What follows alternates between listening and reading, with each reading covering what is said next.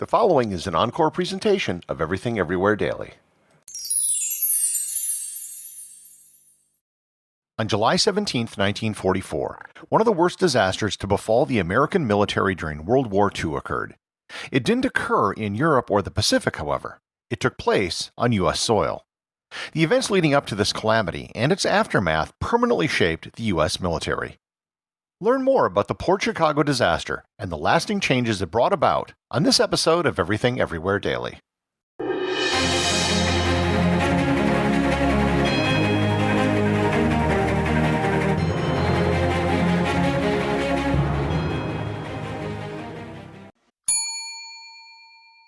Have you ever felt that your life has no meaning? Do you wake up in the morning dreading the day ahead? Do you feel lost?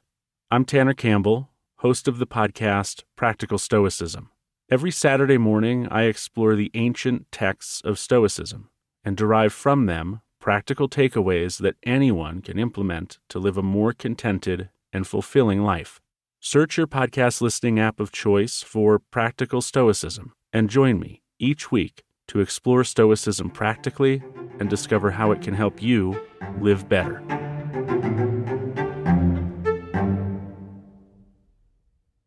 I'm Richard Serrett. Join me on Strange Planet for in-depth conversations with the world's top paranormal investigators, alien abductees, Bigfoot trackers, monster hunters, time travelers, and more. The handler one day told her this whole thing about how they've been terraforming on Mars and they're building a colony and they're recruiting specific people of specific bloodlines and specific talents and skill sets to go onto the planet.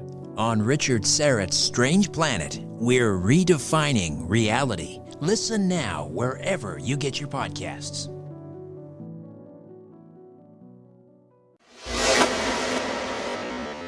The town of Port Chicago is located on the Suisun Estuary, which flows into the north end of the San Francisco Bay. About a mile from where the town was located was one of the primary munitions facilities for the United States Pacific Theater, the Port Chicago Naval Magazine, later renamed the Encore Naval Weapons Station. During World War II, the facility served as an armaments depot for munitions that were going to support the war in the Pacific.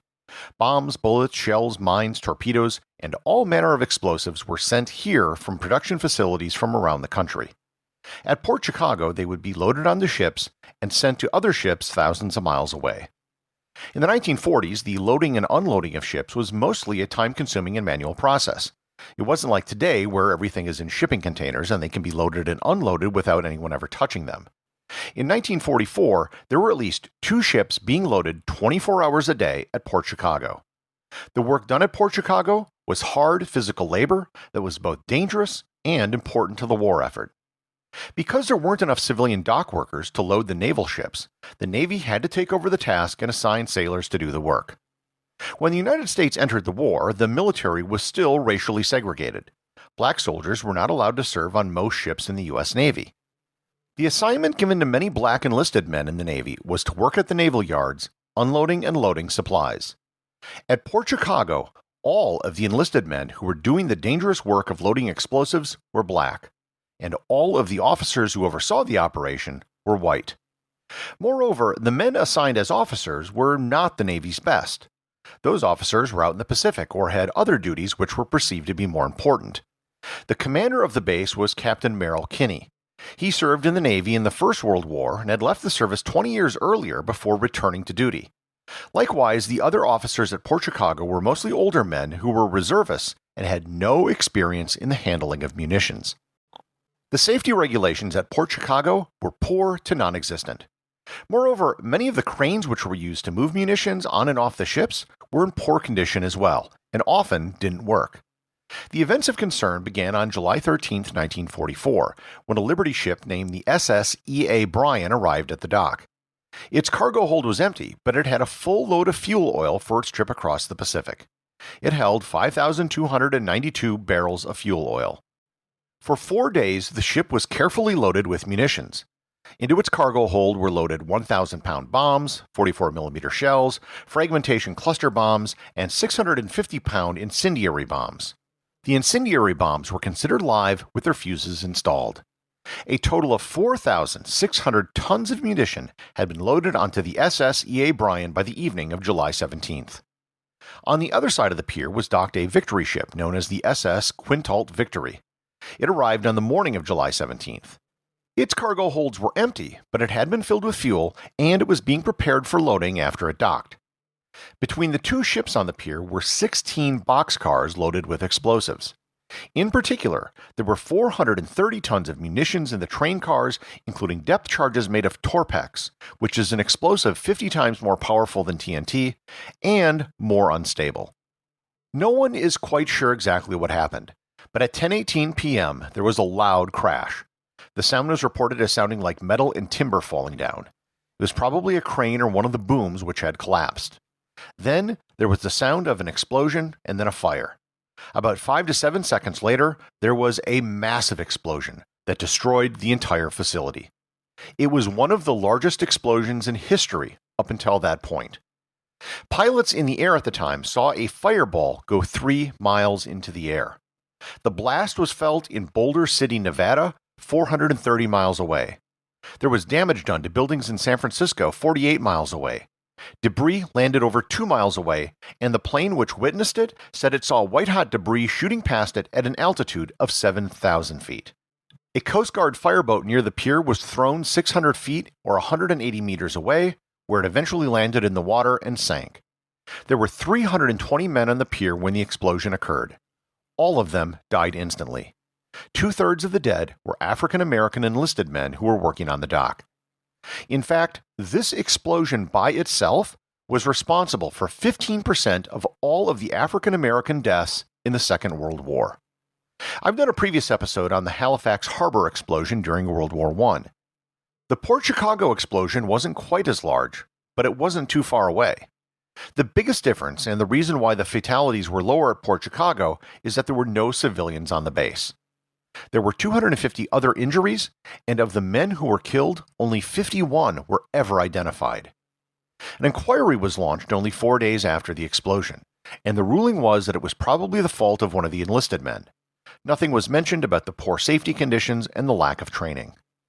The surviving men who weren't on duty were kept in their barracks at nearby military bases. Then, most of them were assigned to the nearby Mare Island Naval Yard. On August 8th, the USS Sangay was docked, and it was to be loaded with more explosives. 328 men were assembled before loading was to begin. When they were given the orders column left and forward march to begin loading the munitions, every man in the unit refused to move forward. They refused to load munitions on the ships with the same officers and the same conditions they had before. They had gone on strike. Or rather, they would have gone on strike if they were civilians. Because they were soldiers, it was considered a mutiny. Eventually, 70 of the men agreed to go back to work, but the remaining 258 men, all African Americans, refused to load explosives unless working conditions changed. They were all put in the brig, or a ship which served as a brig because they didn't have anything to hold that many people. The men were eventually given a speech by Admiral Carleton Wright, who was the commander of the San Francisco Naval District. He told them the men dying across the Pacific and that while loading munitions was dangerous, being convicted of mutiny was punishable by death during a time of war.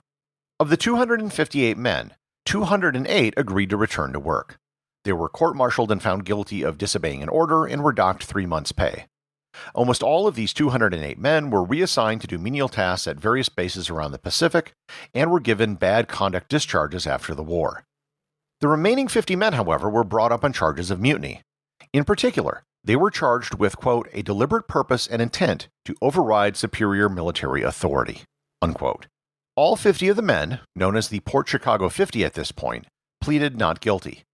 Their argument was that they didn't try to take over command, which is what normally happens during a mutiny. They just refused to work. A few of the 50 were assigned as cooks and weren't even supposed to be loading munitions, and one had a broken wrist and couldn't physically do it. It also turned out that only a few of the men were actually ordered to work.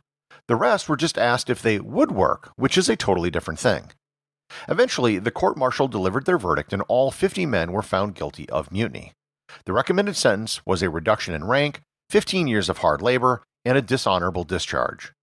Admiral Wright reduced the sentence of 40 of the men to 12 to 8 years. In the audience at the trial was a young attorney by the name of Thurgood Marshall. He began planning an appeal of the case, and the NAACP began a campaign to bring the verdict to the attention of the public. It eventually got the attention of Eleanor Roosevelt, who brought it up to the Secretary of the Navy, James Forrestal. Forrestal ordered a second court-martial, which came to the exact same verdict in June of 1945. Only a few months later, however, the war was over. The example they wanted to set for other seamen loading ships wasn't necessary anymore. In September, sentences were reduced, and then in January, 47 of the 50 men were released. The 47 men were assigned to duties around the Pacific. Of the remaining 3, 2 were in prison hospitals, and 1 was kept in prison for bad behavior. Almost all of the men were later discharged under honorable conditions. The Port Chicago disaster eventually helped drive change for full integration of the U.S. military after the war. For decades, there had been a push by members of Congress for a full presidential pardon for all 50 of the men found guilty of mutiny. To date, only one of the men, Freddie Meeks, was given a pardon. He was one of the last surviving men, and he was pardoned by President Clinton in 1999. In 1994, the Port Chicago Naval Magazine National Memorial was inaugurated, and it became part of the National Park Service. It remains one of the least visited sites in the Park Service, simply because so few people are aware of the Port Chicago disaster and the events that followed. However, more people should be aware of what happened at Port Chicago. Not only was it the most significant home front event of World War II, but it was a pivotal moment in the United States struggle for civil rights. The executive producer of Everything Everywhere Daily is Charles Daniel. The associate producers are Thor, Thomsen, and Peter Bennett. I just want to thank everyone, including the show's producers, who support the show over on Patreon. If you'd like to support the show, just head over to patreon.com, which is currently the only place where you can get show merchandise. Also, if you want to talk to other listeners about the show, head over to our Facebook group or Discord server, both of which have links in the show notes.